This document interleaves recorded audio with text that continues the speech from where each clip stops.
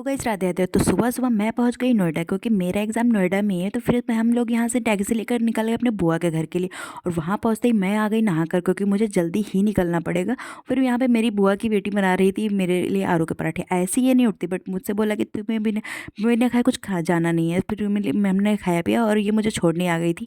फिर मैं और मेरा भाई निकल गए एग्ज़ाम सेंटर के लिए, और वहाँ पहुँच के हमने एग्ज़ाम दिया। और एग्ज़ाम के बाद मैं निकली, तो मेरी दीदी ने बोला था कि घर मत जाना, पहले मेरी ऑफिस आ जाना, हम किसी मार्केट चलेंगे, कोई जगतपुरम करके बता रहे थे। फिर हम निकल गए उस मार्केट के लिए, और फिर हम आ गए मार्केट। बट पता है यहाँ पे मुझे लग नहीं रहा था कि यहाँ पे इतनी अच्छी चीज़ें होगी, बस सच में सरोजनी की तरह ही उतनी ही सस्ती चीज़ें मिल रही थी। बहुत ही अच्छे अच्छे झुमके, कश्मीरी झुमके, कुर्ती, बहुत ही प्यारी प्यारी चीज़ें। हमने काफ़ी सारी चीज़ें ली, और ये देखने के लिए अब नेक्स्ट व्लॉग देखना।